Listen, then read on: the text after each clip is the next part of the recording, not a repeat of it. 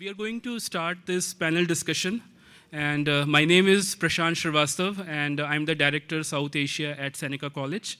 And it is my honor and privilege to welcome you all, especially our distinguished public servants, civil servants, military officers from India, and scholars, academicians, business persons from both Canada and India. I really thank our friends from Canada-India Foundation for putting up such a power-packed panel discussion. We are really thankful to CIF. We have partnered with CIF in multiple occasions. Our President Agnew, he has been to India as part of CIF delegation, and we had organized panel discussions and events both in Delhi and in Gujarat earlier this year. So this panel discussion on public policy and good governance cannot be more timely this week as Canada celebrates its National Public Service Week from June 9 to June 15th. Canada's civil services has been ranked as one of the most effective in the world by researchers from Oxford University and the Institute for Government. So it is it makes complete sense for NIFM to have delegations of civil servants as part of their training in Canada. Public service is to deliver services and programs of the government to its citizens. And to deliberate on these issues about public service, we have a power-packed panel well representing both the governments, Government of India and Government of Canada here today. I am sure our visiting delegates and guests from the community will be greatly benefited with the panel discussion today. Before I hand over the proceedings to Vinod Vyas, the moderator of today's panel, I would like to take a few moments to brief the audience who have come from Toronto, from Greater Toronto area, about NIFM, about Seneca NIFM partnership, and the visiting delegation from India. NIFM, National Institute of Financial Management, is a leader in training Indian civil servants. NIFM is a center for excellence specializing in capacity building of professionals in the field of public policy, financial management, and other government issues. NIFM was set up in 1993 as a registered society under Ministry of Finance, Government of India. Initially, it started with the training of Indian civil servants recruited by the Union Public Service Commission of India. In due course of time, NIFM has become a premier resource center to meet the training needs of central government and cater the need of state government, defense establishment, banks, and other financial institutions. Seneca and NIFM have been partners for over 4 years now. And this is the 4th year in the row we have a delegation from Government of India as part of our partnership with NIFM. So far, in last 4 years, we have delivered training to over 300 government officers under this special program. And the program is Best Practices in Public Sector Financial Management. The customized training is designed by Seneca in consultation with NIFM on contemporary financial management topics such as public sector governance, cybersecurity, artificial intelligence and fintech, rational and implementation of GST in Canada. And the program also includes field trips at City of Toronto and interactions with Ministry of Finance at Queen's Park and other public sector establishments. About the current group is led by Professor K.P. Kaushik, who is sitting right here. For the benefit of our audience who have come from outside, he's Professor K.P. Kaushik. He's the program director of postgraduate program in postgraduate diploma in financial management, equivalent to MBA. And the participants who are sitting here, they are 47 participants. They are senior civil servants of Government of India, and they are also from military as well. So please feel free to mix and mingle after the panel discussion and interact with them, share your experiences.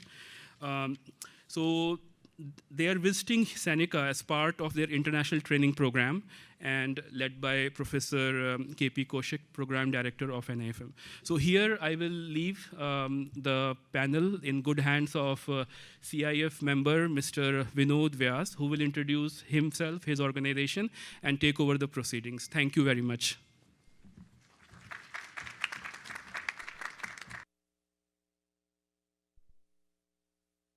Good afternoon, ladies and gentlemen. I welcome you once again to Canada-India Foundation Seneca panel discussion public policy, and good governance. So a very brief about what our organization, Canada-India Foundation, is. So Canada-India Foundation was established in 2007. It is a public policy advocacy organization that promotes Canada-India relationship and creates opportunities for Indo-Canadians in the Canadian mainstream. So I'd like to start with a quote from one of the very famous world leaders. The quote goes as this: "The 9 most terrifying words in English language are, I am from the government and I'm here to help you." Can anybody guess who said that? All right. If you give it a thought, you would think it is somebody who's fallen in grace in a totalitarian government. But no, my friends, these are the words of the President of America. USA, the beacon of democracy, the beacon of public policy. These are the words of Mr. Ronald Reagan. And they relate to policy in a very strong way. I'll quote another leader, contemporary leader from our times. This is from Mr. Narendra Modi, the current Prime Minister of India. "Good governance is the key to a nation's progress. Our government is committed to providing a transparent and accountable administration which works for the betterment and the welfare of the common citizen." So one ponders, what constitutes public policy and good governance? Is it a framework that underpins the operation of a legal system to ensure freedom from government tyranny? That's what Mr. Reagan said. Or is it rendering a system that leads to freedom from poverty, hunger, disease, or is it both? One of the most accepted outcomes of public policy in a democratic setup is that the legal system coming out of it should ensure impartiality, neutrality, certainty, openness, flexibility, and growth. So another question I would like to pose to this learned audience is, and the group of administrators and policymakers in the audience from the Indian Civil Services, that can we define public policy and good governance in absolute terms? Or is it contextual in terms of territorial context, social context, or economic context? But I won't talk anymore. To address this very significant topic, we have a distinguished group of panelists to share their views on public policy and good governance. What it has meant to them in their distinguished careers serving the Canadian Indian public sector. I'm honored to introduce our first panelist, Mr. Richard Evans, Director General, Industry Statistics Branch, Statistics Canada. He's a 28-year veteran of Statistics Canada. Mr. Evans has been a transformative leader.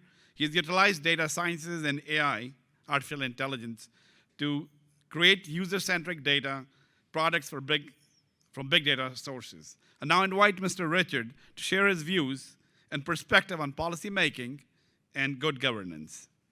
Mr. Richard, please. Thank you very much. Pleasure. Very much, Vinod. Prashant, thank you very much. It's a real pleasure to be here. It's an honor to be here.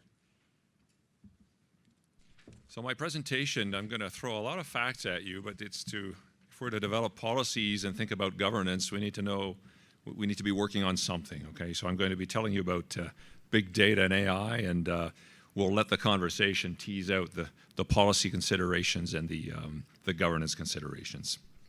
So these are exciting times for the world of data and AI. It works. Excellent quality data are a critical factor in the success of a democracy and the people it serves.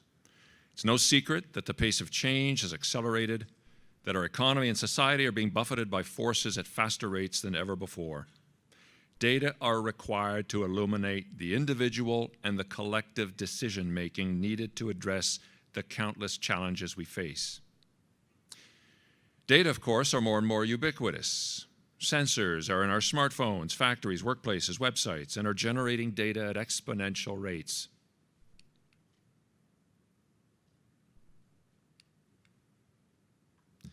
Our increasingly digitized lives are in effect generating a more and more detailed portrait that, if captured, gathered, harnessed, could contain the key to telling us who we are, and perhaps even more importantly, predict what we're about to do.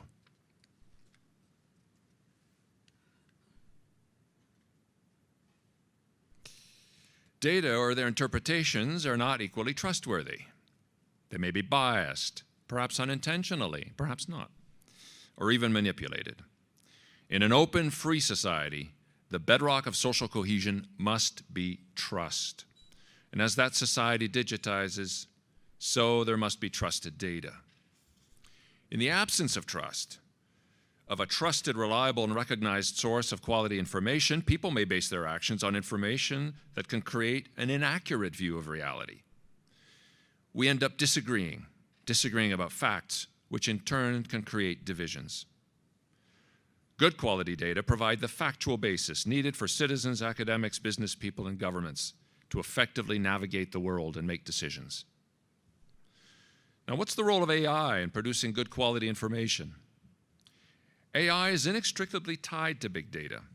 In fact, one would even say that without artificial intelligence, or AI, there would be no big data phenomenon. Now, it's become common to say that we are in a big data revolution. And to explain this, we need to point to three elements. See if it works backwards too. There we go. So the first is at the top there, it's the big data. Data has become so big. The volume, the variety, the velocity of data are unparalleled and growing exponentially. By one estimation, the world's data holdings are doubling every 2 years. The second component in the triad of the big data revolution is computing power. Thanks to the cloud, processing capacity that until very recently was the preserve of a few select supercomputer-equipped facilities is now readily available and can be purchased with a few clicks. And thirdly, the sharing of open source code, including the easy sharing of powerful machine learning and deep learning algorithms. Now, several examples of the application of these technologies are now famous. The identification of cats on the web, the steering of self-driving cars, the correct diagnosis of cancers from CAT scans. Machine learning models can now do these things. They all rely on innovative algorithms driving off outsized data sets being processed on supercomputer-like platforms to detect the, to date, undetectable patterns that are in the data.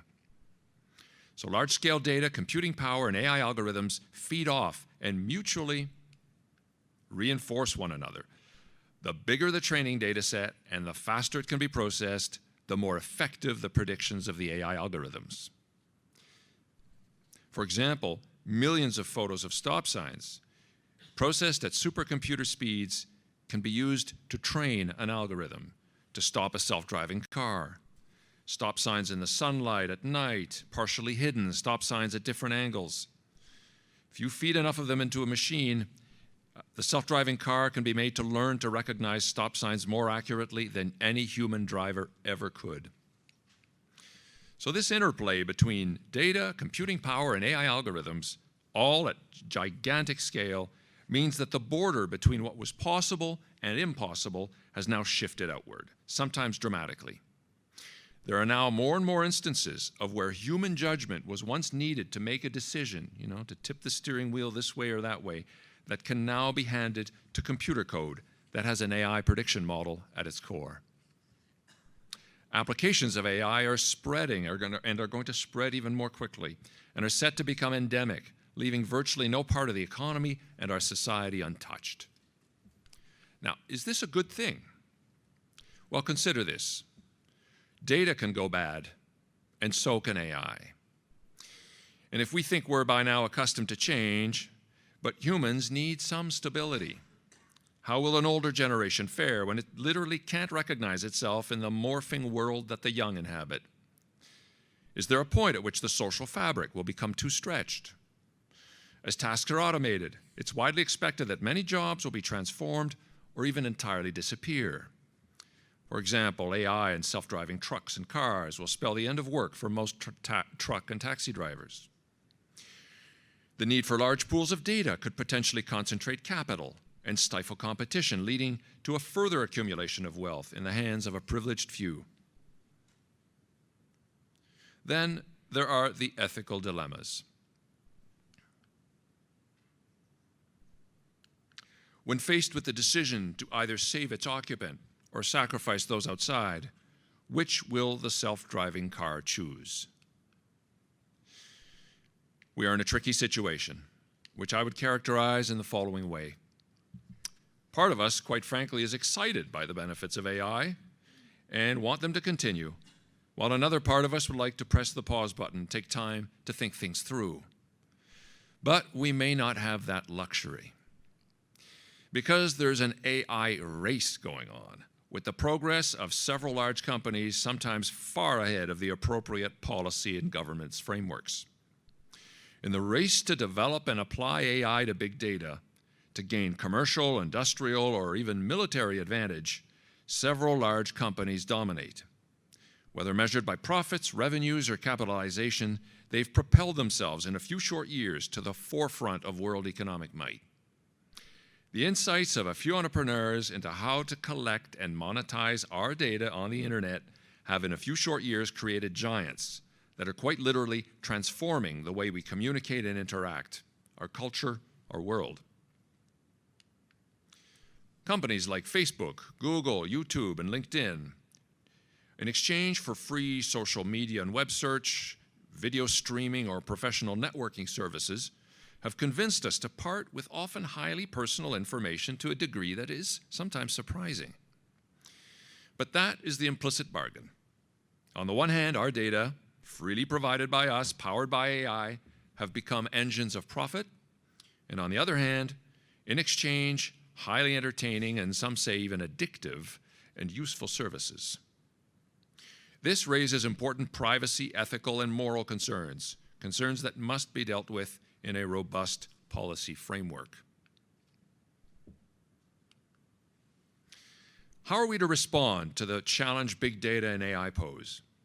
Societies that proactively assemble rich data ecosystems that have the social sanction and social legitimacy and can encourage the application of AI to them logically stand the best chance. Societies that don't will simply be at a self-imposed disadvantage. I believe we can carve out a way that places at its center the values of an open democratic society that respects the privacy and preeminence of individual rights if we do two things. One, we come to a policy consensus on data, notably its privacy and security. For example, who should own your data? To what purposes should it be used? How should your data be guarded? Who should do the guarding? Government or some company? Are the terms of use in apps sufficient? Under what conditions should heretofore separate data files be combined to create richer individual portraits, like data on your movements with data on your health and data on your purchasing habits? These are all very sensitive. Under which conditions should they be combined? For national security, for commercial purposes, for health purposes, to discover disease? Secondly, we need to agree on making this clicker work. We need to agree on safeguards and standards that should be built around the development of AI itself. Who should determine if a model is ready? Some forms of AI, notably deep learning models, offer little in the way of transparency. When should they be used? Governments have already imposed on themselves, at least the Canadian government has, a duty to explain the AI to the people who are affected by an AI-generated decision. Should companies be under the same standard? Under which circumstances? In fact, how much governance is needed on private companies' activities to not stifle innovation and get the right balance? So our challenge is to come to a societal consensus on the acceptable collection, storage, uses, and disposal of data that maximizes informational outcomes to the greatest possible degree.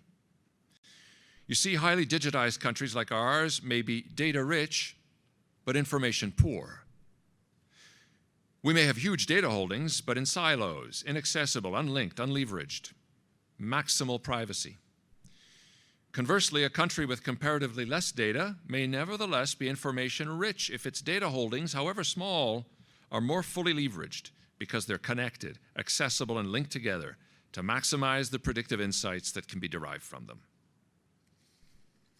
Make no mistake, if our data stay in silos, with no consensus about how AI can be applied to them, we will have failed. This is surely one of the most pressing policy and governance challenges that we face. Thank you.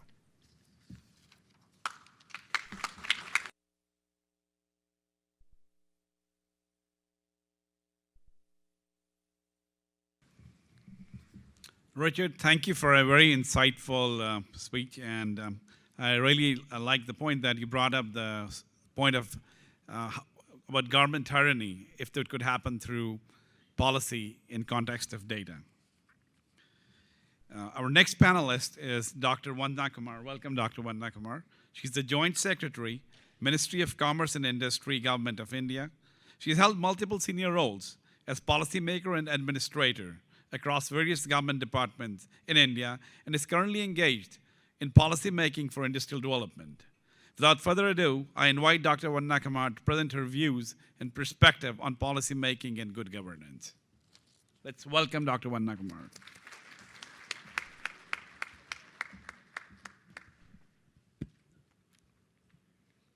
Very good afternoon. Thank you, Vinod. Thanks, Prashant, Magji. Thank you so much for having me here today. I am going to be sharing some of the perspectives from India, and particularly the reform journey that India has undertaken over the last 5 years. And my co-panelists here are sharing at the local level and some of the areas, specific areas. I'm going to be talking at the federal level, the changes which have happened in our country. And what I have shown here is the mantra that we have been given by our Prime Minister: reform, perform, and transform. And that's something that we've been trying to do over the last 5 years, and hopefully we'll continue to do over the next decade or so in our country. Yes. So India has transformed along several dimensions over the last 5 years. The pace of reform has been absolutely accelerated. The reforms have been deepened. The deep and structural reforms which have been undertaken. And if we were to talk of the economic transformation, the biggest change was the implementation of GST, which has unified the country as far as the tax regime is concerned, has simplified it to a much larger degree. There has been liberalization of several policies, particularly the FDI policies. There's an enhanced focus on ease of doing business. So some of these changes have taken us towards the direction of transforming ourselves economically. Digital transformation has been another huge area of work. I'll talk a little bit more on each of these facets as we go along. Social inclusion is characterized by our JAM Trinity, which is the Jan Dhan accounts, which is something like the SIN that you have here, then which are about 1.2 billion accounts are linked to the mobile phones and the bank accounts. So about more than 1 billion people are connected, and that offers a big, big enabler for various services and solutions from government perspective. Infrastructure development has been a huge area of work. Over the next 5 years or so, about $1 trillion spend is expected in roads, bridges, ports, and airports alone. So that's a huge area of work that India has undertaken. Governance reforms has been very significant area of work which we've undertaken, apart from the foreign policy work, where you can clearly see that India has a stronger voice among the Committee of Nations. Sorry. Yes. To my mind, the key changes which have happened over the last 5 years is that we've grown more collaborative in our work. We've tried to break the silos. Secondly, since it's a federal model, although most of the policy work happens at the center, the implementation is happening at the state government level. And oftentimes, we see that the state governments and the center are not on the same page. That's a very significant work that has happened. Today, most of the state governments are competing among themselves to come up, whether it is on the Business Reform Action Plan or it is in the sphere of women and child welfare, several others. We have dashboards, and each of them we try to see that they compete and they perform better than each other. They're really vying for improved positions on each of these parameters. And the third thing that we very clearly see is that there is a resoluteness in the government today on decision making. There is an enhanced speed of decision making, and there's a lot of determination to make things work and get them implemented as well. It's not just policy making, but also its implementation that's become very important. Some of the pictures that I've put here are some of the very fundamental changes which have been introduced in the central government today. One was the biometric attendance, where to ensure that each and every person who comes to the central government offices comes on time. This was introduced in 2014 as soon as the Modi government came. Initially resisted very badly, but then people really fell in line, and that's something that has really made a big difference. The second change that one saw was the removal of red lights from government vehicles. That was a big signal that you're not VIPs, you are public servants, and you are there to serve the citizens of the country. And that is what was done. To me, another very powerful image is that of the Prime Minister sweeping the streets himself. And that was a big movement on Swachh Bharat itself. MyGov was a platform which was made for engaging with the citizens of the country. We never had anything like this. The kind of citizen engagement that we've seen in the last 5 years is absolutely unparalleled. And finally, that's the image on the bottom right corner is that of a Pragati meeting where the Prime Minister himself reviews the projects, the infrastructure projects, along with the state government functionaries and the various other agencies. And something like 26 meetings over the last 5 years have been held, and they have really expedited the infrastructure projects.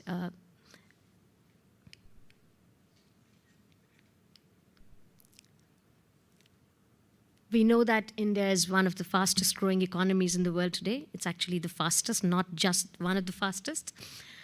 And our economy is slated to grow to $5 trillion very soon.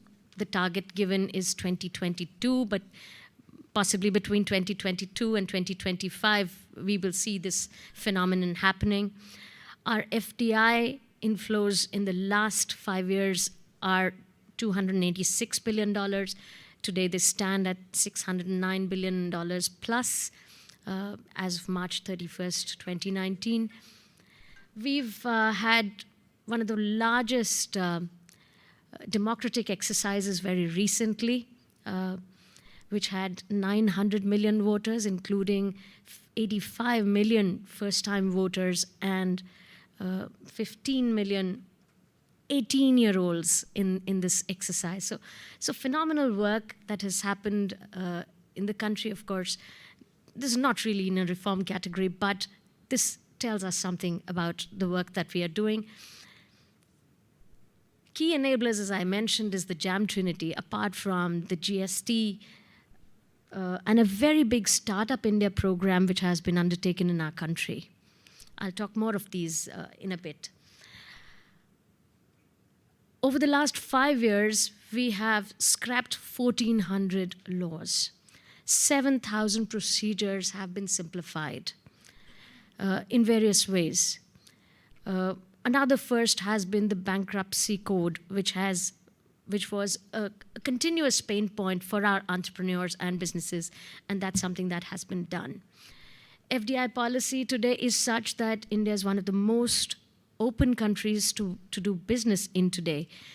And over 95% of the sectors are such where 100% of investment can be done under automatic route. And the results are quite obvious that over the last 5 years, we've received an FDI of $286 billion compared to $323 billion in the previous 13 years. We maintain data since 2000, and in the 13 years which preceded, it was just 323 billion, and in the last 5 years alone, it's been $286 billion. So that's the kind of change that we've witnessed. I mentioned about the infrastructure, and ease of doing business is one of the reforms which perhaps everybody's heard of.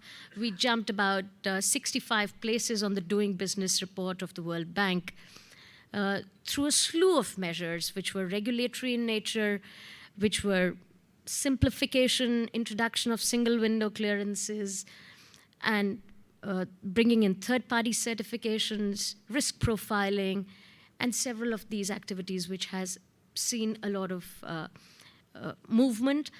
Although this index is based on work in the two cities of Mumbai and Delhi, there is a business reform action plan which works in all of the states.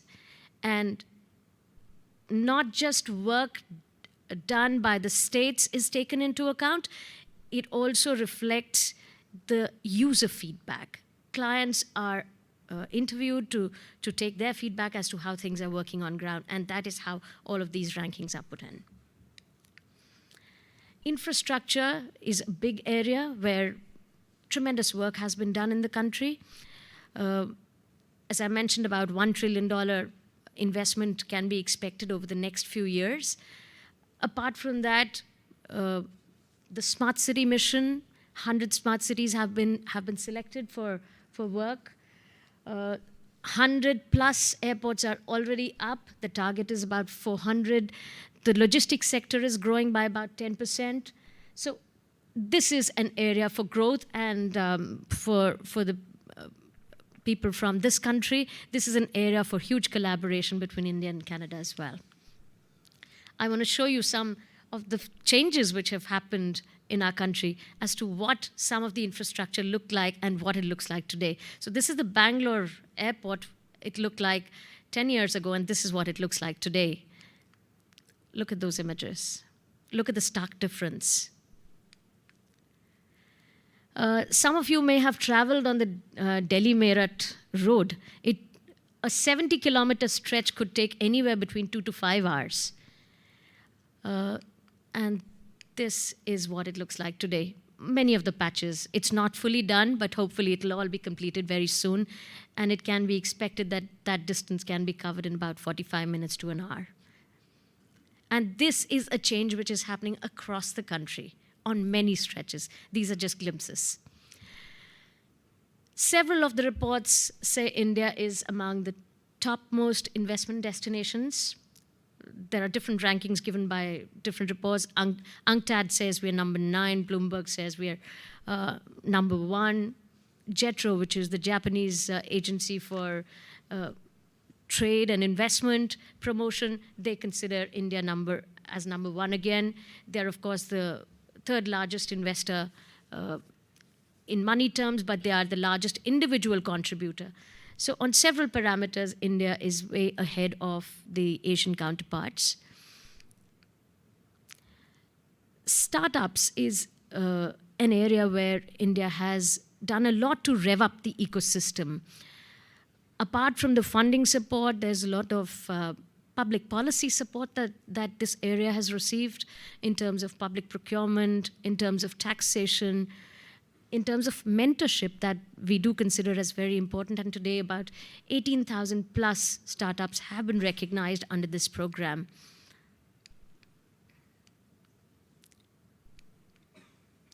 The digital ecosystem, India launched what is called the digital program, the Digital India program, under which several initiatives, be it BHIM or be it TAL and the DigiLocker, there's several initiatives which have been launched, and a huge focus on e-governance has been introduced. When demonetization was undertaken in 2016, we saw a huge surge in the digital transactions, in the digital payments, and India has become very large on that segment of digital payments today. These are some of the initiatives that I personally have worked on. we have started something called an industrial information system, wherein at the click of a button, you can actually see the entire industrial infrastructure across the country in various states, all the land which is covered by the industrial townships in 31 states and union territories. You can not just see how large they are, how much land is there, how far are they from the port, what's the kind of raw material availability in that area, what are the technical institutes in those regions. So it's a lot of information which was in silos, and a lot of information asymmetry which existed before that has been removed. So there have been slew of measures, but this is just one of them. Sorry.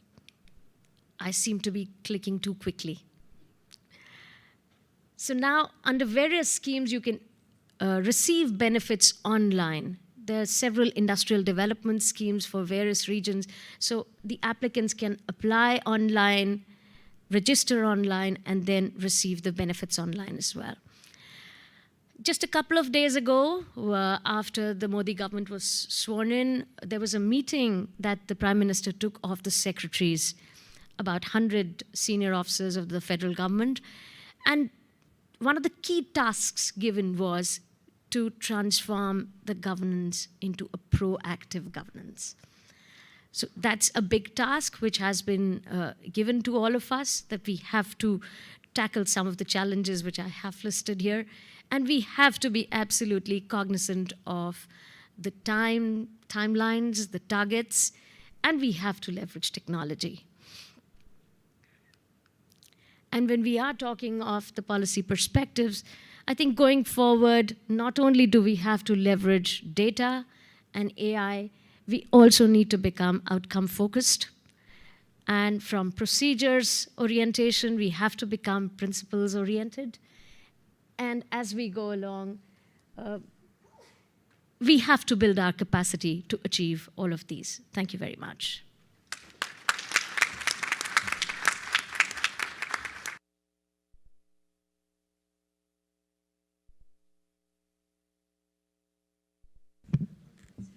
Dr. Vanna, thank you very much for that very insightful piece of information in this speech. And there is no doubt that India has ushered into a new era. Definitely, policy is at the heart of it, and good governance is too. But again, the case story of India is a story where great governance and policy trickled from the top, right from the top, the federal 1.2 billion people, federal government, they did it. But there is another aspect to policy. The smallest unit of a democracy is the municipality. And our next panelist will give a perspective of what policy does from a perspective of a municipality. So our final panelist is Stephen Chide, Director of Economic Growth, Culture, and Entrepreneurship for the city of Markham. Stephen is a veteran in policy making and good governance at the municipal level of the government. He is serving one of the most progressive cities in Canada, city of Markham, for almost 2.5 decades. He brings a unique insight in policy making and good governance at the most fundamental level of government, the municipality. Let's all welcome Mr. Stephen to present his views.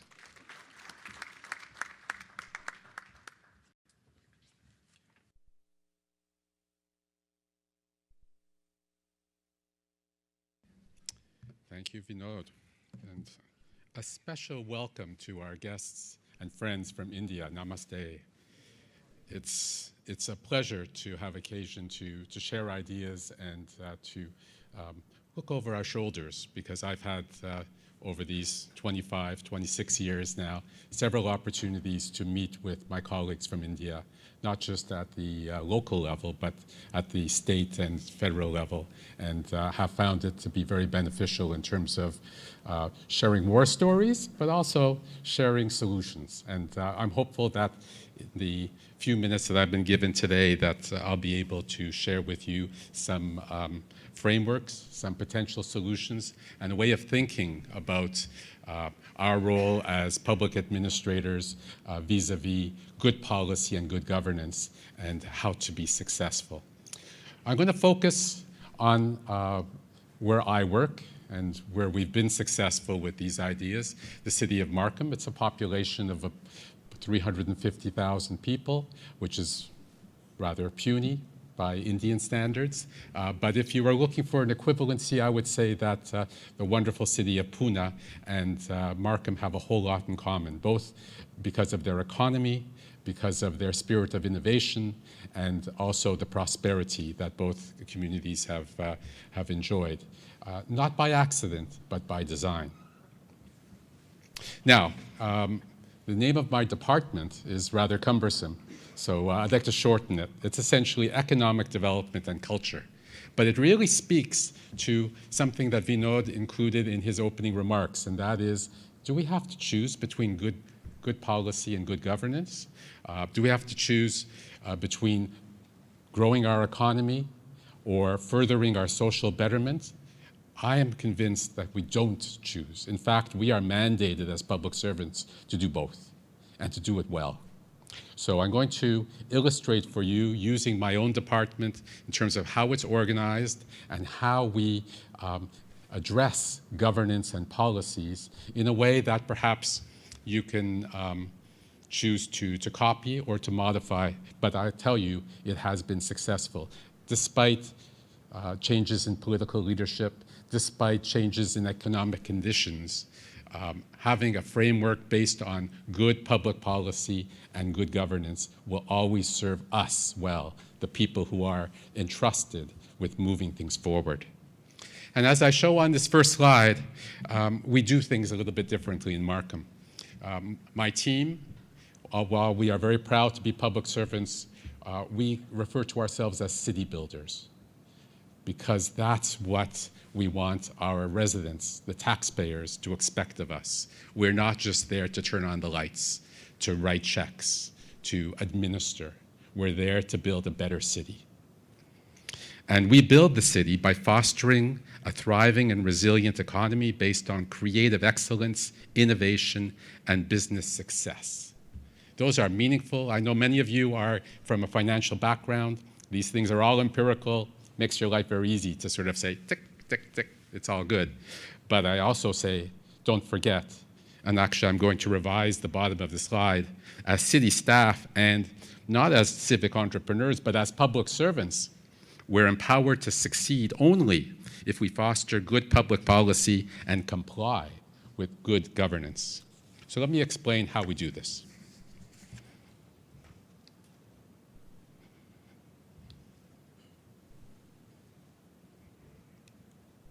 There we go, our mission. So our department works to build the city by fostering and promoting a thriving and resilient economy based on excellence, innovation, and success. And as Vinod said, it's not at the expense of doing the right thing for society as a whole. We do it through strategies, resources, and partnering. And by the way, this is a very important piece of our secret sauce. It's not just what you write and what you know, it's who you do business with. It's how you deliver services, and increasingly in a very tax-resistant environment. While we're very wealthy and very privileged to live in Canada and certainly in Markham, where people have the means to own very expensive homes and can afford to pay taxes, no one pays taxes other than begrudgingly. And so how do we deliver good services and meet expectations?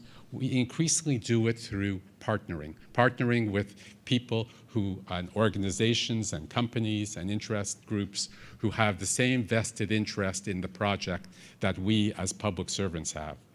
And with partnering comes trust and confidence.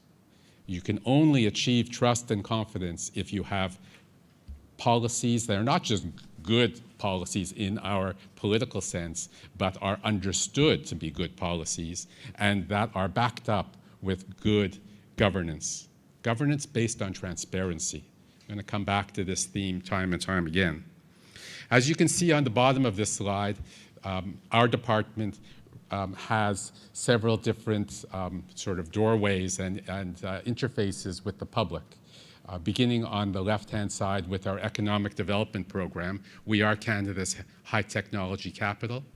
We have a real focus on entrepreneurship, developing entrepreneurs from youth, helping people in mid-career reinvent themselves and find employment or create employment. Most importantly, in Markham, and this is true of the Toronto area, we are blessed with an abundance of new immigrants. Immigrants who, for the most part, come with the means to actually establish themselves, get their feet on the ground, but invariably there's a learning curve. And we go out of our way to make sure that they are given advantages so that they can rise to the challenge. And it won't be a case as it was with my parents who came, in steerage and had to work in very modest circumstance so that I, the second generation, could be successful. Our residents in Markham seek to bring the means so they can be successful right off the bat. It's our responsibility as public servants to help them achieve that. The third doorway or function is Venture Lab. This is one that resonates so well with India as you've now been exposed to. Under the Modi government, which we are very, very admiring of, the spirit of entrepreneurial achievement and the marriage of technology, wisdom, and innovation happens not just in the Punas, but in so many other municipalities. Well, in Markham, we've created a working group, you might call it an incubator, called Venture Lab. The neat thing about Venture Lab, and I have several friends in the audience, is that Venture Lab was inspired through a coalition of efforts. Included in the coalition was Seneca College, still is on the board of directors, but also the College of Engineering in Pune. And this has persisted for, 10 years now? It's quite remarkable. Every year, I guess it's every 2 years, graduates, or in their final year, graduates come from Pune to spend time in the summertime in Seneca and compete for innovation prizes and so on. And Seneca occasionally sends their own students to Pune. So this too is part of policy making, and what you'll see is strategy. Again, it's not by accident that we're successful. It's through deliberate frameworks and blueprints that make us positioned to become successful, God willing. So there's all our culture. We are a theater, we're a museum, and so on. Each one is run as a public facility, but we run public facilities like a business. So with access to all, but with a diligence and a seriousness about the physical nature of its operation. And to be responsible to the taxpayer is certainly paramount. Let me give you an example of how this works from a economic development point of view. Thank you. So in economic development, similar to what my colleague has just described at the national level, we have a blueprint. We call it Markham 2020. It's a 10-year plan. Every one of my business units, as you'll see in turn, each one is fundamentally guided by a multi-year plan. This is a plan that staff create, have it approved by our council, and then are given a budget on an annual basis to implement. Without a strategy, and mind you, this is different from a business plan. Everybody, I'm sure, is familiar with business plans, but remember who you're working for. And I know it's sort of the unspoken truth in the room, but that is that ultimately while I'm employed by the city manager, our bosses are councillors. Councillors are elected for a term of office. In Markham, they're elected for a 4-year term. If they don't see value in your strategy, if you cannot deliver meaningful results in that 4-year time, they don't have any time for you. And they won't have confidence in the policies that you're recommending for them to then deal with in terms of governance. So it's a virtuous loop. And if you don't start with, first of all, making a line in the sand and giving them clear indication of what your roadmap is to success, and they need to agree with you what success looks like, you're never going to have the best policies, and you're always going to be at some tension or variance with good governance. So in economic development, we put ourselves out there. The governance model in economic development, the green on the right-hand side of the page, illustrates the framework. We all report to city council. They are ultimately the governors. Yes, they are given orientation when they're elected and told you are not to meddle with the day-to-day things that you've actually employed experts to do. But how can you resist? It's so much fun. So I say that in jest, but with due regard to the need for our councillors and our mayor to feel confident and in control. We need to educate them, yes, but we also need to have this contract. So the strategy is something that they need to experience. It's not just something that they are given when they arrive, but we always bring them up on a refresher basis. We engage the public and stakeholders so that councillors can hear from the grassroots how the electors will respond to these things.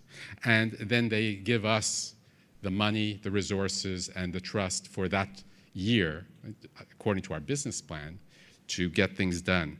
In our case, we get it done in two ways. Yes, I have a staff. It's a modest staff, but they're all very hardworking and diligent people. But they don't work in a vacuum. They work with an advisory board.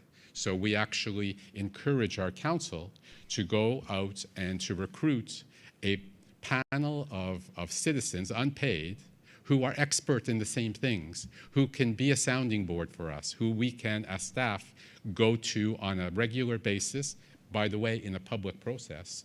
There's no closed-door meetings, and touch base, glean the best advice, have our ear to the ground, know where people are unhappy or where there's a shortfall, so that it's not a matter of just the annual report or the auditor who then advises council, something's wrong here. How did you let this happen? So we have an intermediary continued engagement with the public and with our masters, the council. And the third point, and the one that is the ultimate truth, is transparency.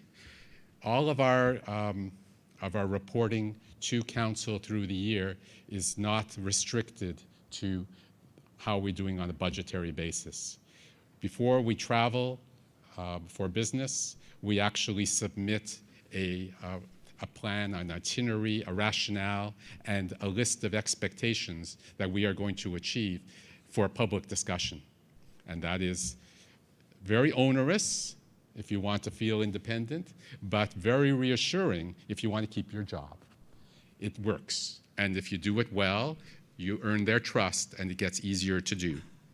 The last thing is that all public discussions at council and with staff are minuted, and those minutes are released at the next council meeting, and our citizens have access to it electronically.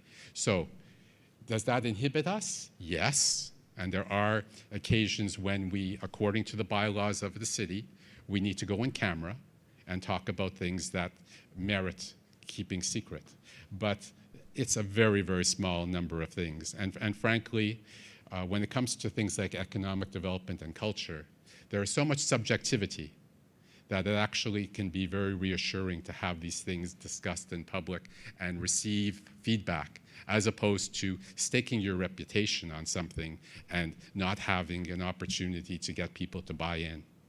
So I won't go on too much longer, but I just want to indicate to you that whether it's the gallery, we'll start with an art gallery, although it's a cultural and artistic endeavor, essentially seeking to demonstrate, to showcase art, to educate and elevate talented people of all ages, because we offer courses and experiences and education. We operate classes, we operate camps, all these things can be substantiated based on supply and demand, and that's a good thing. But more importantly, it needs to have a purpose, and the purpose is to change the slide. There. So without a strategy, although this is not economic development, it too has a multiple year purpose. In the case of the gallery, and this is, I'm going to flip over, the theater and the museum, there is a third aspect to our governance, and this may be helpful to you. While the taxpayer essentially funds virtually all of economic development, with the exception of projects for which we seek sponsorship from the community and from stakeholders. In the case of culture, it's fees, tickets, and taxes. And so, given that there is a culture of keep the taxes low and don't soak people, don't ask them for more than what you really need, staff have actually advanced, in Markham at least, a policy of saying, for special projects, big projects, like when are we going to have a bigger theater? We've been operating with a 500-seat theater for the last 25 years, and yet we have this large population. We really need a 2,000-seat theater. Museum and otherwise are a similar circumstance. How do you do that? We do it through strategy and partnerships. We set up a foundation, a charitable foundation that is licensed by the province to be able to fundraise, develop contracts, and actually bring forward a one-time capital process so that we can underwrite something that council is willing to support and which does not require exclusive or a dominant role for taxpayer money. Taxes in Markham go for operating, not for capital. In closing, I want to just remind you that there are no new ideas. These are familiar ideas, and they come from academia, but they also come from the trenches of the civil service. But at the end of the day, it's about what is our mission as public administrators. And I believe that we're all passionate in wanting to do the best job. We want to make a difference, and I believe that we can do that economically as well as socially. But we cannot do it alone, and we cannot do it without the support of policies that are understood and supported by the electorate, and a system that is trustworthy, transparent, and run by councillors or elected officials who are equally passionate about seeing progress in their community. And I welcome your questions. Thank you.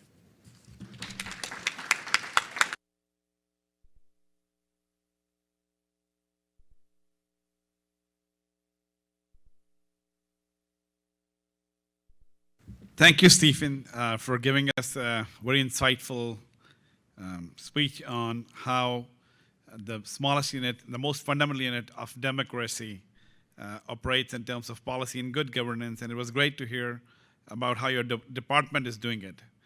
I want to bring it to attention of all the viewers from all the audience from India that City of Markham is a great friend of India, and their mayor, Frank Scarpati, has been to India many times leading business delegations, and it would be great to chat with him after this meeting.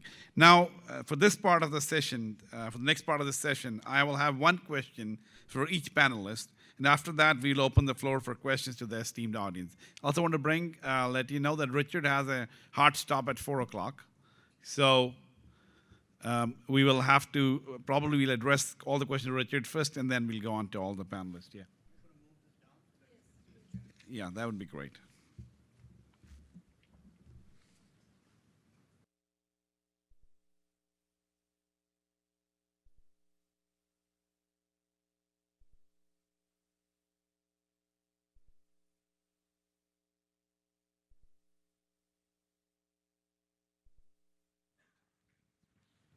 Hello?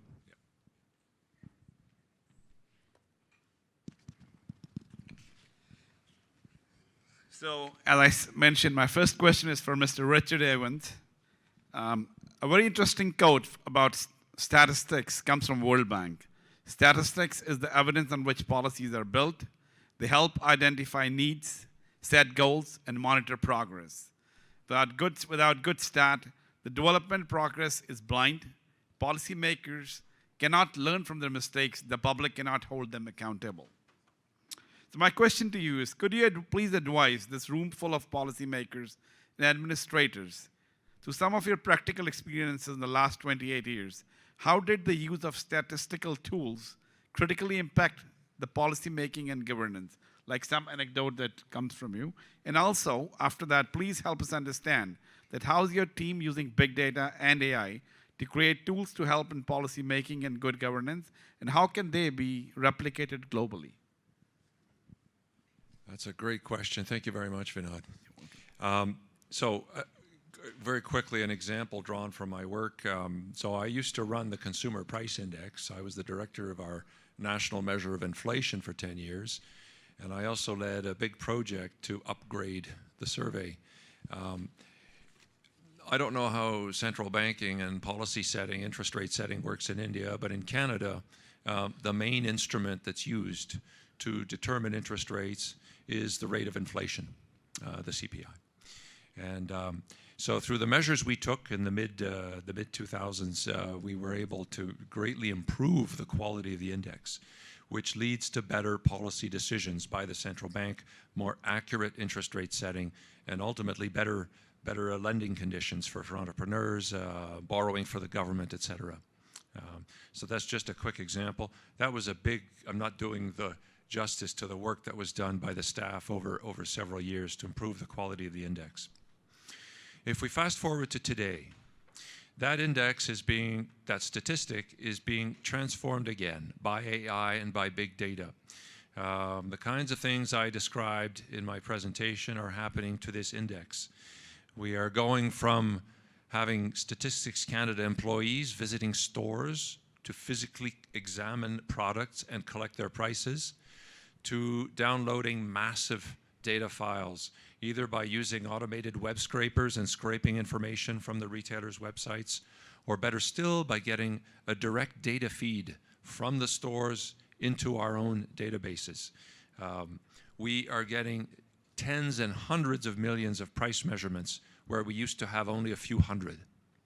So there's a huge order of magnitude in data processing complexity.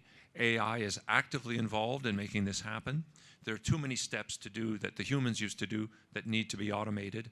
And in this way, we're mimicking the behaviors of many of the large data companies. We're using the same techniques, and we're facing some of the same challenges. My closing remark would be to this question, Vinod, would be that I would encourage anybody that's running any organization of any size to take a serious look at your data and to consider hiring a data scientist or having one on contract to take a look at your data and see what value can be derived from them.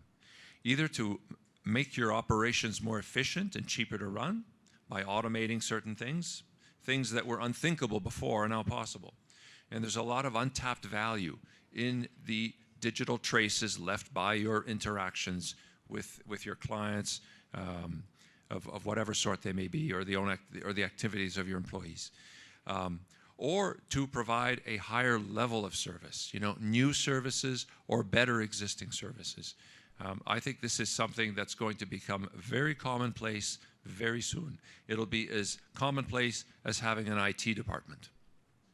Thank you, Vinod. Thank you very much, Richard. One last question that's related. Is there any program which the Canadian government runs under which policymakers can interact with your department and learn directly from what you guys have done? Absolutely. So there are a lot of things happening. Irene, I raised a whole bunch of questions in my deck. What are we going to do about data security and all this? So there's very many of my colleagues are actively involved in trying to establish standards for data protection, standards for AI, and so on. So there's the Privy Council Office, there's Treasury Board, and Statistics Canada are the three departments that are involved. So this is the high-level view. At the down in the roots level, I run a very large data science team that's actively looking for clients. So we're ready to work on a cost recovery basis. We have a lot of experience. We're a century-old organization. We know how to set up data processing and put it in operation. And we're adding to our capabilities now an AI capability, a machine learning capability. So if you want to reach out to us and have a conversation, the first one's free. Thank you. And then Thank we'll you, see. Richard. It depends. Now, Richard is got to leave at 4, so normally we're planning to do audience questions afterward. But if there are any questions from the audience for Richard, let's address them now. So I'll pass this mic around, and if there are questions for him, please. Anybody has questions for Richard from the audience? You did a very great job, Richard. They got everything. It was crystal clear. Excellent. There is a question.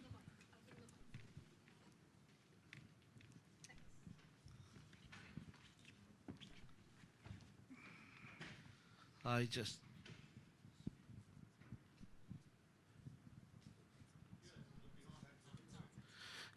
just don't want to disappoint Richard, as well as I had that question in my mind as an entrepreneur, that when Statistic Canada tried to collect the data from retailers and employers about employment, at that time, either they do direct mail or email or personal phone call.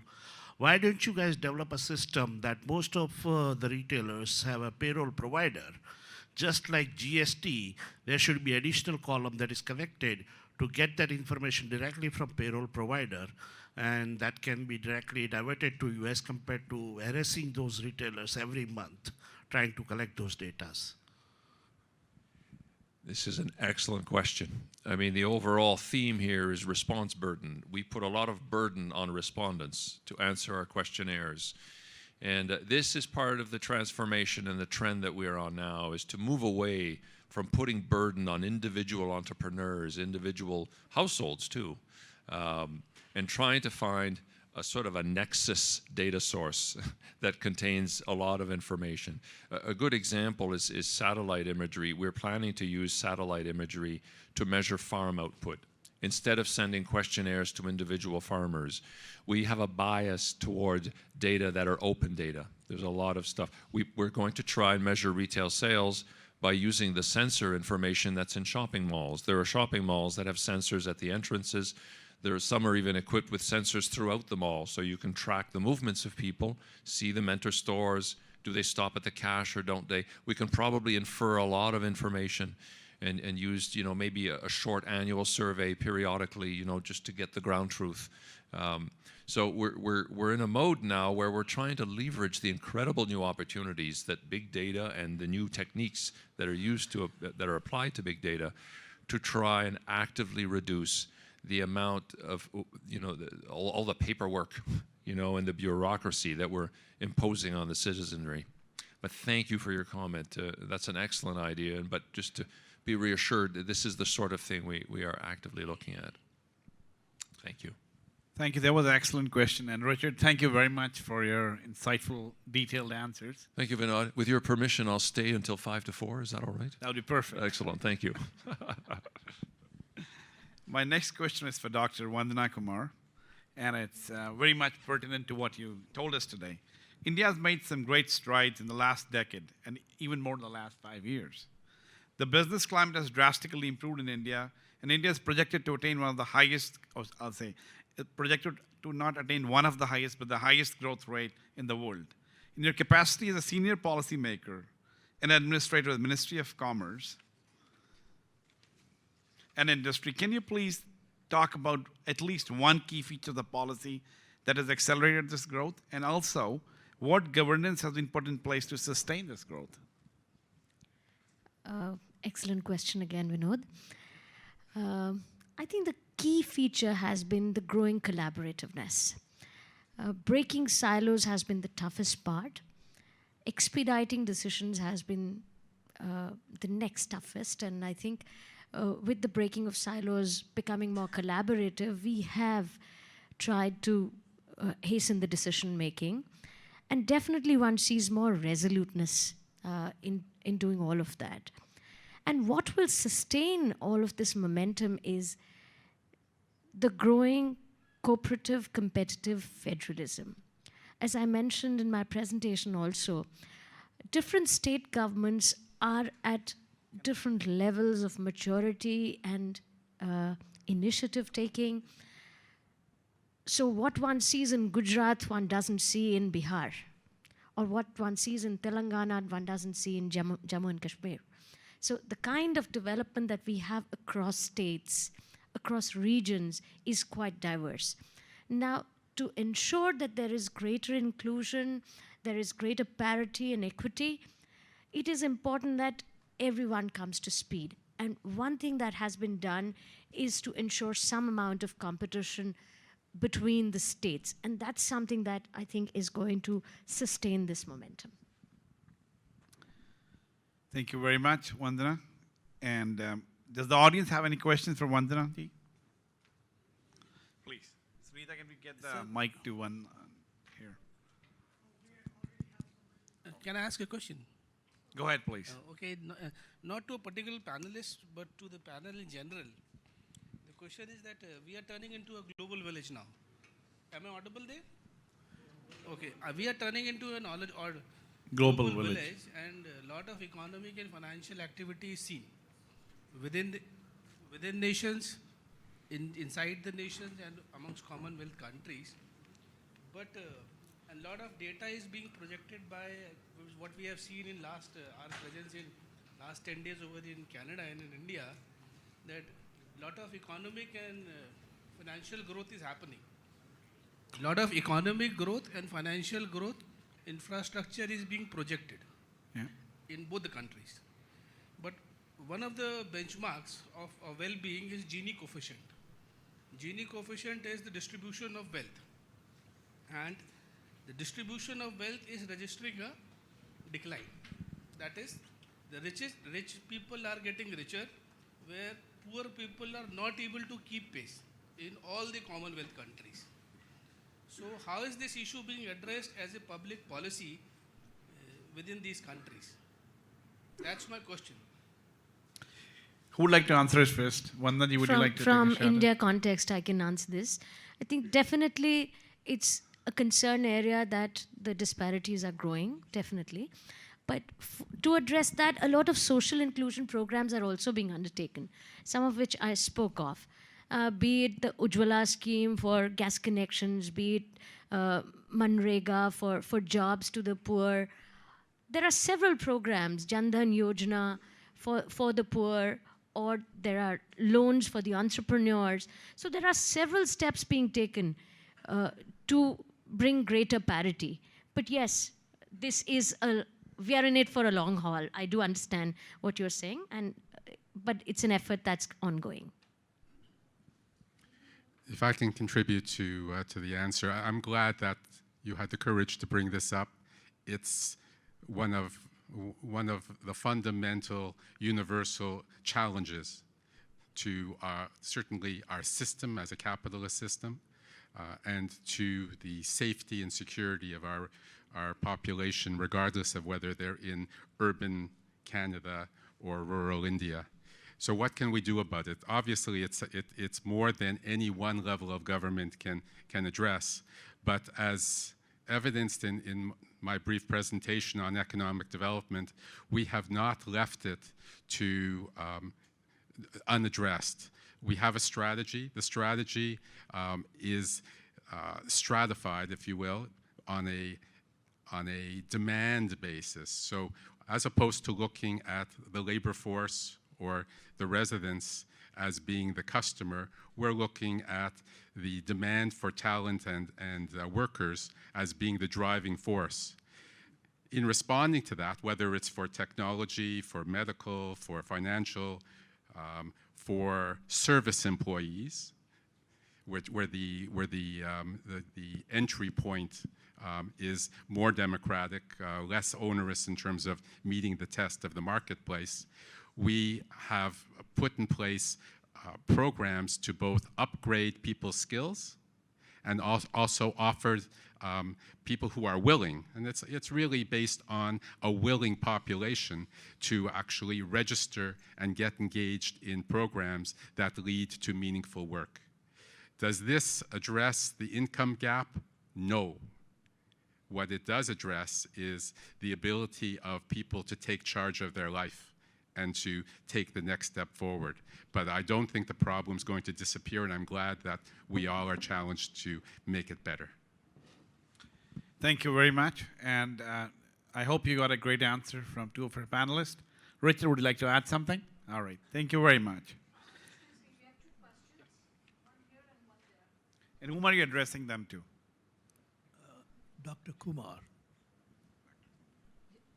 Can I? Dr. Kumar,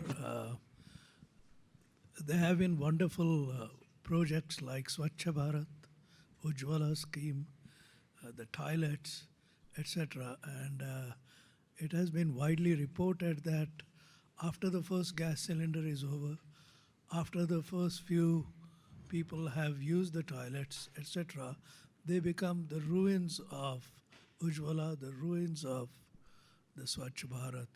Personally, I have seen the effect of Swachh Bharat in Pune, where I thought the roads had become very wide. They weren't. They were the same width, except they were cleaned up and they made them look so wide. So this is personal experience. It was working very well. But these are the allegations that I've heard from others, and they could be true too. What is the new government doing about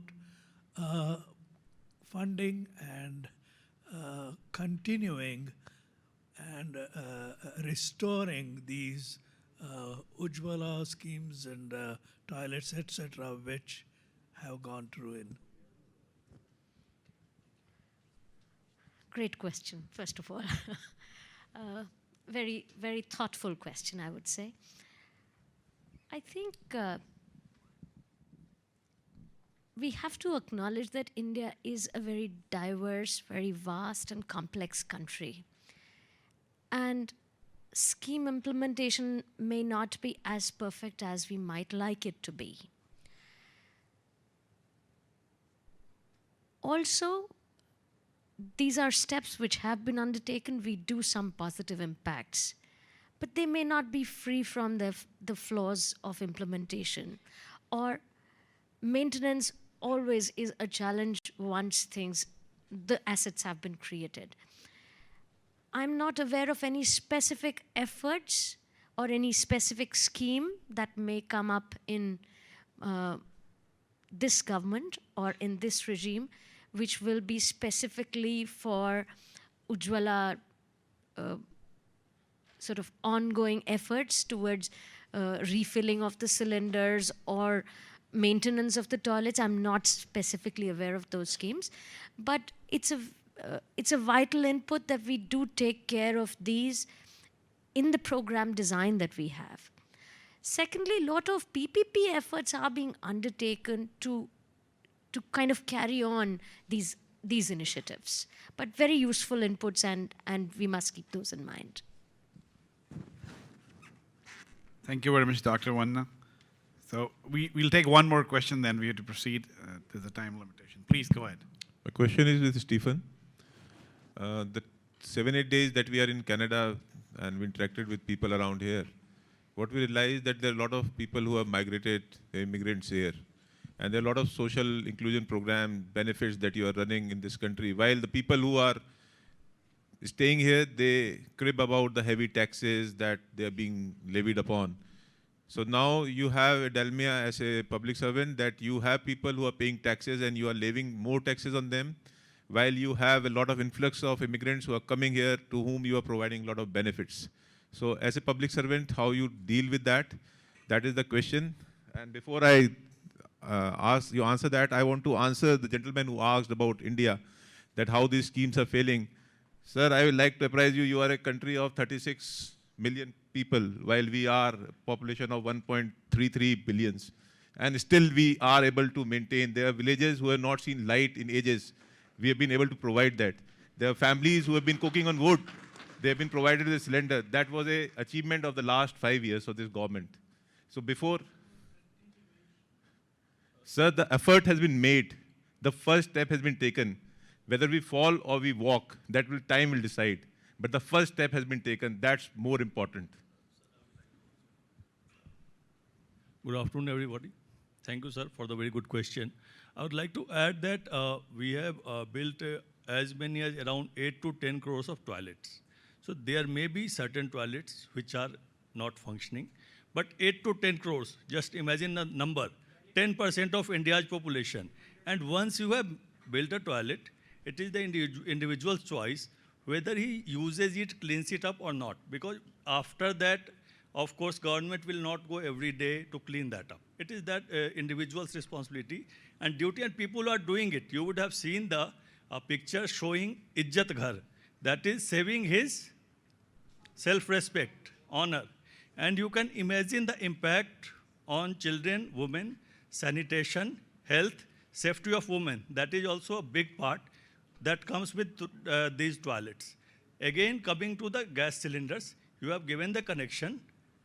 Crores of persons have been given, ladies, women, in the households. So it is again the individual's choice whether they continue with that gas cylinder or not. Definitely there will be people who will not be able to take a second cylinder. But there will be far more number of people who will get that cylinder and will enjoy the benefit. Thank you, sir. Thank you very much, gentlemen. And 10 crores is 100 million. So in a Canadian context, 100 million toilets. So now I would like to introduce myself. I was supposed to introduce myself in the beginning of this session, but I wanted to introduce myself with Stephen's question because I run a technology company. I work with all levels of government across North America. And there are some things which I face on a daily basis, and that's the question for Stephen. And my company's name is Partho Technologies. So municipality is the most fundamental unit of a government. Good governance encompasses economic, social, and political well-being of all stakeholders.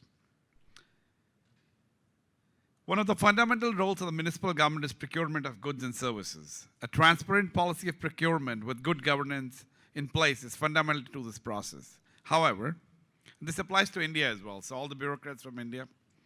However, it has been observed that in the public sector, the sheer red tape that surrounds the process of procurement costs the taxpayer and the citizens very dearly in terms of costs and delayed services. A case in point is the long cycle, 3 years in Toronto, for a builder to get a permit to start construction. What are your thoughts as a municipal leader on striking a balance between good governance and efficiencies? Do you see a role for technology to improve the policy making and governance in this critical area? You know, those are fighting words. I like it. So, when it comes to getting a building permit, in Toronto, and I dare say in Markham, the length of time has grown considerably. And for those who are from the area, this is not a mystery. But we have to distinguish between cause and effect before we talk about the remedy. I would suggest to you, based on my engagement with our building department and our planners, that one of the things that is most challenging in the city of Toronto is that they no longer have greenfield sites. So any redevelopment requires demolishing or replacing an existing use. That's point number one. Number two, the incremental gain in real estate values and the cost of acquiring a site to build a home, a condo, or a business location has gone up very, very quickly beyond the cost of living, beyond most of our capabilities to own these things. And with that increased cost erodes the profit margin that a builder has to merely replace what's already there. Bottom line is, most applications for building permits invariably require a planning approval before they can apply for the building permit. They need to have it rezoned. They need to have it comply with the official plan of the City of Toronto. And because of the cost of doing business, not the fee, but the cost of acquiring the site and then getting the building materials and so on, you need to actually win over the city permission to build something bigger, larger, and more profitable. And with that comes process. So the first blockage is the fact that the official plan, so these are the municipal plans that regulate what can be built on your street where you live or where you happen to work. Those plans have to be kept up to date. So we should have a process that keeps these documents living documents as opposed to stale documents that have to be changed. The second piece is, and this is not going to go away, is public engagement. Thank you very much, Mr. Evans. It's a pleasure. It's a joy to have you on the panel. The process of actually getting the residents to agree and to comment in a favorable way on the next chapter, the next project, will take time. Let's thank Mr. Stephen Evans. Let's give him a round of applause.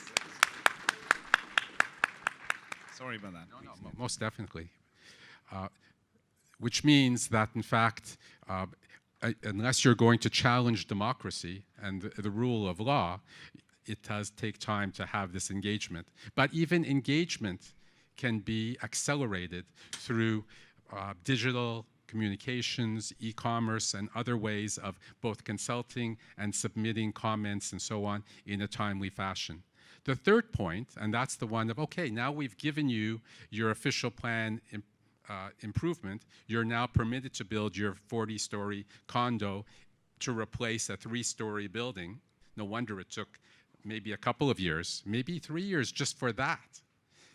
How do we submit building plans and review them? There is a wonderful business opportunity that I know, Vinod, you're going to address, and I'm witnessing incremental change. It used to be, not so long ago, that we thought we could send digital documents to China or India, have them reviewed by a qualified engineer, and they send them back the next night. This is commonplace. This is not unusual.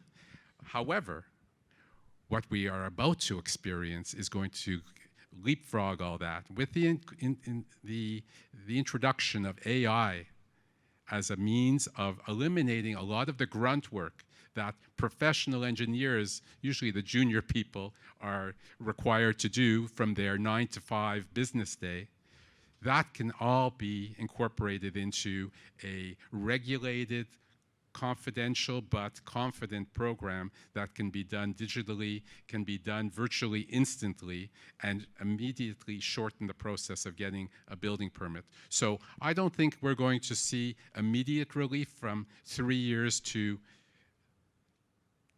1.5 years. I do think that it is quite possible 2 years from now we'll be going from an average of 3 years down to 2 years, because unless we have a wonderful new premier, some people would say, Premier Ford, who has just implemented a new bill, Bill 108, which is actually going to strip a lot of local planning control and therefore shorten the process for these zoning improvements. Therein, there'll be a time saving, add the building saving through digitization, and maybe 24 months will become both doable, achievable, affordable, and reasonable in terms of public engagement. Stephen, great answer. But I just want to point it out that we are 18-9. So we're last in G20. Yes. In the world, we rank 89 in terms of time it takes to get a permit, which is absolutely unacceptable given the level of economy we have, given the technology we have. And technology has a great part to play. And another issue is there are multiple bodies, multiple levels of government involved in this. So the municipalities are actually doing much better than all other levels of government. But this is a question that we need to address here. And I'm sure this should be in India as well, to a greater extent. Does anybody have any more questions for Stephen? Yes, please go ahead. Thank you. I appreciate that. So the question had to do with the willingness of taxpayers to bear the burden of social programs and assistance to new arrivals, even after they've been here for several years. So in Canada, and certainly in the Toronto area, under our state, which is a provincial government, the obligation to provide social services and to fund social services is actually divided between the province and the local municipality. The burden has, over time, been shifting from the province down to the municipality. And as a result, it has caused tax increases of more than inflation because there is nowhere to shift the burden once it hits the municipal level. And there is no, interestingly enough, there has been no sentiment by the taxpayer, particularly in Toronto, to drop these services. People, generally speaking, value the social safety net, the ability to have a civil society and one where people are guaranteed a safe, if not comfortable, existence. The way in which it has been addressed through these difficult pressure points has been through the largesse of the federal government. I must give them a lot of credit that they have actually begun to initiate programs, transfer payments directly to urban Canada and not merely to the province, because what they found in our Canadian experience is that not all provincial governments want to go along with the federal government. And so we have this new dynamic between the federal and the urban level. And the second thing is that, in fact, in some municipalities where there is either, maybe a single industry town or a very limited economic base, and there is no margin for increasing programs and so on, they have had to actually drop people off the rolls. And welfare and other health-related and other programs that have been commonly available are now only available on a restricted basis. Whether this will result in some progressive changes going forward remains to be seen, but we are currently experiencing a reduction in social services, and for the balance of the mandate of this provincial government, at least the next 3 years, it will continue to be a social concern. One last question. Can we please get the gentleman in the back, Mike? Oh, sorry. Go ahead. This is for Ms. Vandana Kumar. I just want to know if the demonetization has have a big impact on the progress of the Indian projects. I understand a lot of progress has been slowed down due to demonetization. Am I right? There was definitely a temporary impact on availability of cash. But over long term, we definitely think that the growth has kind of come back. And today it is 7.3% is expected this year. I don't think that over long term that has been impacted. We'll have the last question now because you're half an hour behind schedule. I think I'd like to add what Dr. Kumar has said about demonetization. What we do not understand is the kind of role cash was playing, especially in the security scenario. Our function for over 2 decades in some of the strike-prone areas,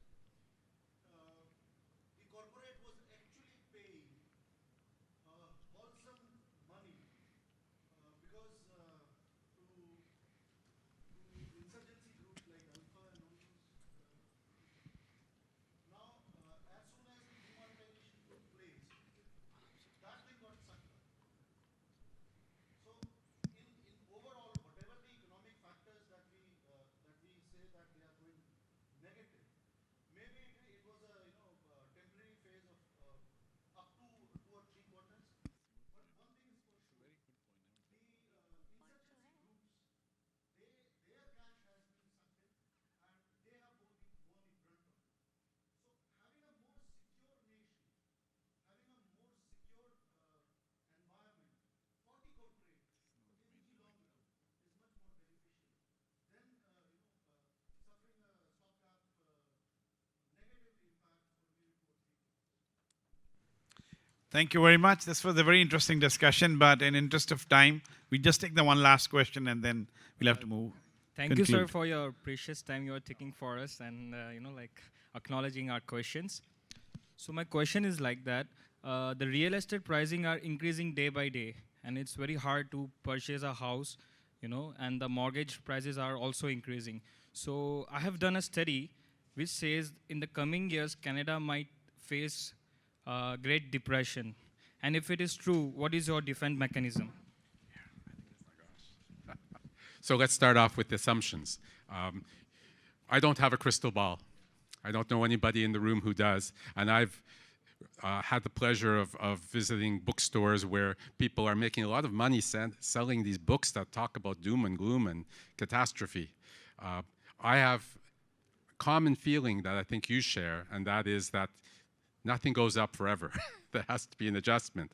I believe that, in fact, we have been experiencing some of that adjustment in Toronto, not speaking of Vancouver and other markets, because in Canada, we don't have a national market for housing. We have local markets. And the Toronto market, the greater Toronto market, has definitely seen, number one, a slowdown. So there isn't as much product that's actually changing hands. There's a lot of new product being built. By the way, the new product that's coming on the market, new condos, if you will, have not diminished in the asking price. And nothing is built in this community, in our society, that isn't pre-sold. Very different from America, where in fact it's a speculative basis. So I would not go so far as to say that there is a looming catastrophe. I think, in fact, due to the initiatives taken by the Bank of Canada to make it difficult to incur debt and to absorb big mortgages. And secondly, common sense that I think many Canadians, certainly people who aspire to own a house, usually have more common sense than the rest of the population. They'll buy when its time is right. And it means maybe moving to a cheaper place where the work is, that's okay too. But your assertion that, in fact, mortgage rates have gone up. No, to the contrary. Mortgage rates have remained at record lows. It's just your qualification for a mortgage that has gone up, and that is a healthy thing. And frankly, as a municipality, we can't do anything other than watch the system and to the degree to which we can produce or facilitate affordable housing, that's on a project-by-project basis.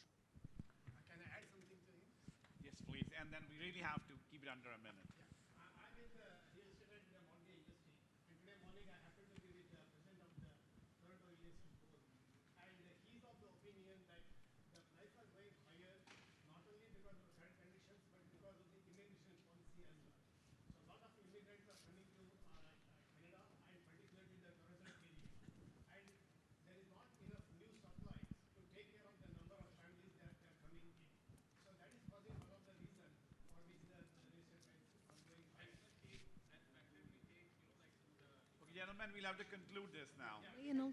We'll talk off. Yeah,